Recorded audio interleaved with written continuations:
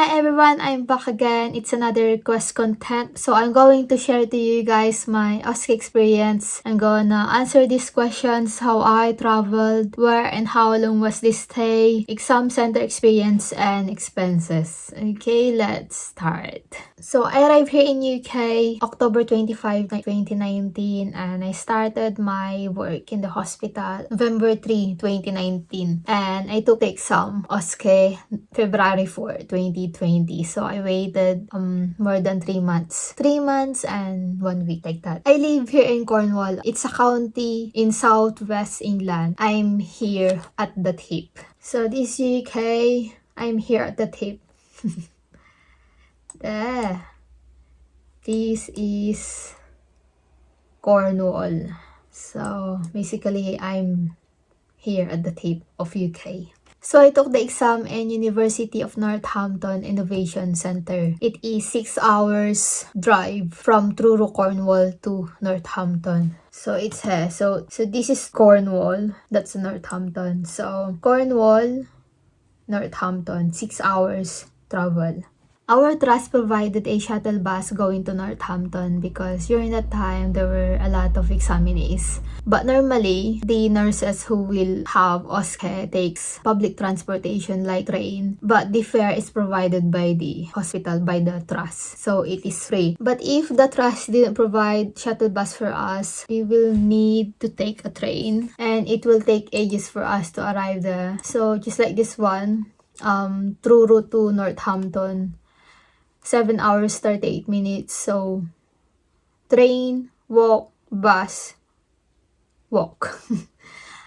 Unlike if it's a private transportation, it is just only 5 hours and 17 minutes. So, we went to Northampton February 3 of 2020. 6 hours travel.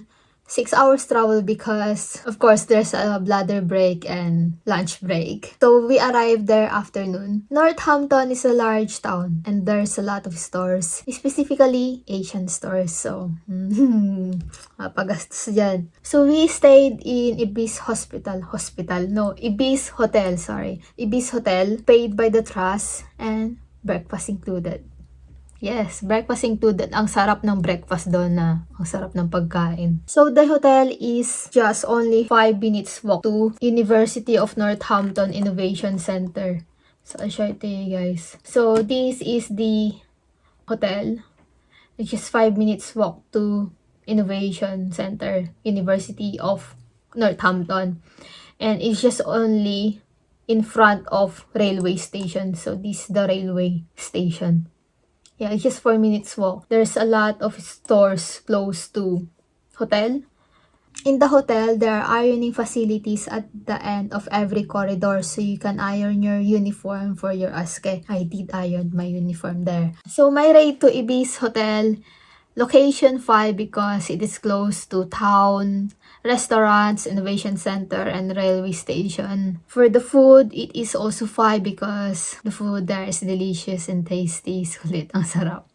And then, for the quietness, for me, it's just only 4 because you can hear some footsteps and you can hear some noise next to your room. Hindi naman masyadong maingay, pero may marinig ka lang ng mga kunting galaw, ganun. Basta may marinig ka ng konti, ganun. For the cleanliness, it's just 2 because the carpet was dirty and dusty. I'm not complaining, okay? I'm not complaining. I'm just rating it. And for me, the price is 5 because the location is perfect. It's near to landmark like railway station. There's a lot of restaurants located in that area near to testing sites. So what can you ask for?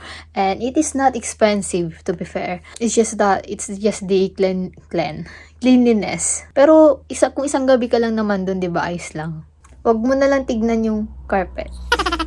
So the trust provided our accommodation. So they are the one who paid our stay in the hotel. So February 4 morning exam day. The hotel breakfast is available from 6 o'clock a.m. until 10 o'clock a.m. the morning, I think. I forgot now the exact time of my exam, but I think it was around 10 o'clock a.m. So we went to testing site early. Actually, we waited at the ground floor waiting area until we are called.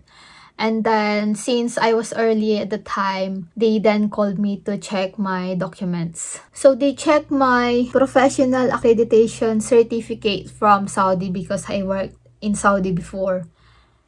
I can't remember what else they asked. Pero yung pinaka-importante, yung galing sa Saudi. Basta kung nag-work ka ng Saudi, kailangan mo yung certificate na yun, yung Professional Accreditation Certificate. Basta dalhin mo na lang lahat ng documents mo, okay? Sinubukan kong alalahanin kung ano yung mga hiningi at that time, pero hindi ko talaga matandaan. Basta dalhin mo yung BRP at saka password mo kasi feeling ko hinanap yun. So after they check my documents, they then asked me to put my belongings in the locker and then I waited my turn for the exam. And then my turn. So, Tiffany, come here. Ayan na, diba? So the testing center itself is not big. The stations are just close to each other. For each room, for each station, everything that you need is provided. All the materials that you need for your skills in APAI, everything is there. If in case that you've got a question, you can ask your assessor. So the room size is just enough for you to demonstrate properly and conveniently. The patient, the drug trolley, the table, the sink is just close, so it's just like arm reach. So it's very accessible. So I'm gonna show it to you guys what it looks like in Northampton Testing Center. So this one, main door. This is the waiting area. So you will go through that door and there's a lot of room. So 2 room for skills, planning, evaluation, assessment, and implementation. And these ones are seats, okay?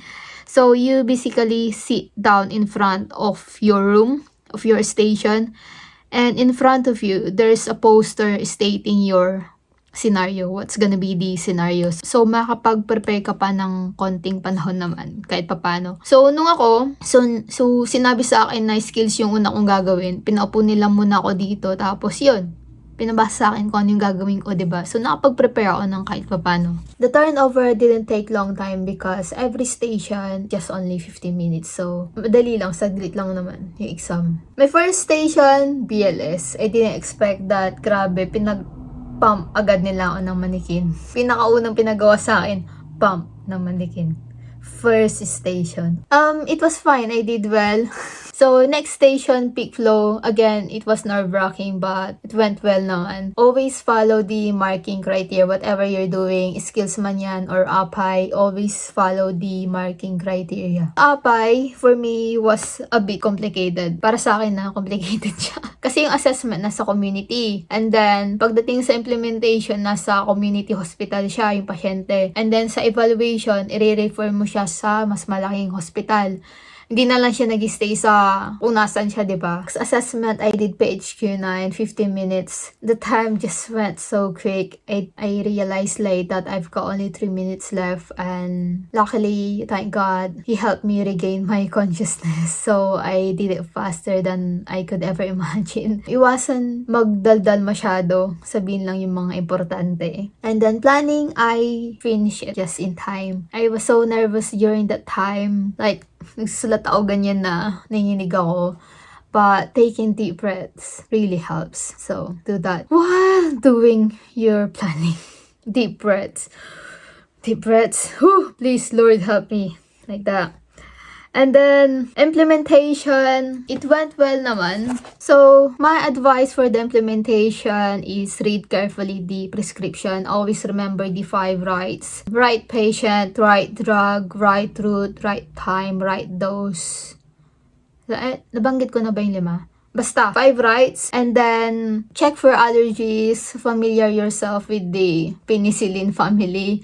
Yung mga co-amoxiclav, amoxicillin, ganun. Basahin mo mabuti yung prescription chart. Make sure na nandun yung signature ng prescriber, yung lip number niya, ganun. Tama yung timing, ganun. And then, evaluation, refer the patient to other hospital. So, yung scenario na ginawa ko sa APAI was PHQ9. So, PHQ9 yun lahat. So, yung sa assessment, PHQ9 na yon, yung sa planning mo, of course, kung ano yung plan para sa patient na nagsuffer ng depression, ganon. And then, yung implementation, mag-expect na yung mga gamot doon is for depression, and then yung evaluation naman na referral sa mas malaking hospital na. And for the assessors, for me, they are nice. Pero, syempre, may iba't iba naman tayong karanasan, di ba?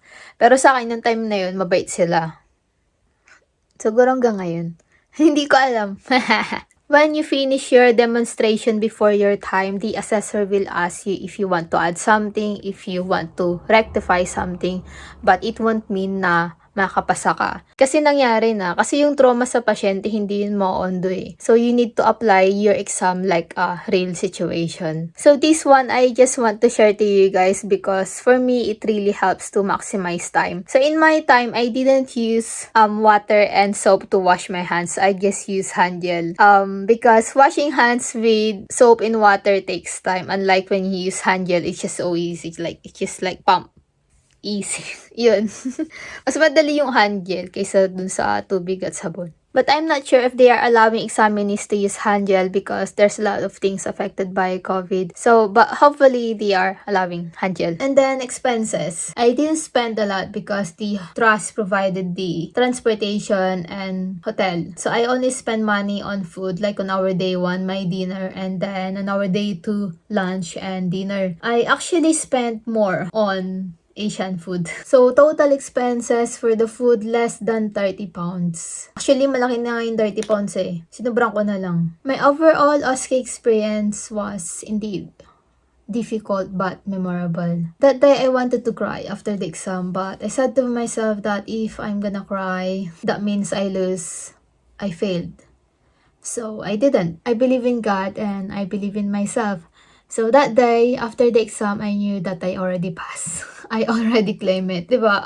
Positive vibes lang. I'm not religious, but I have faith. All I can say is, enjoy your review, enjoy your exam. Deep breaths lang. Kapag kakabado, hinga na malalim, dasal, Lord, please tulungan mo ko. Ayoko mag-exam ulit. Ayoko nang gumastos ulit. Ganun.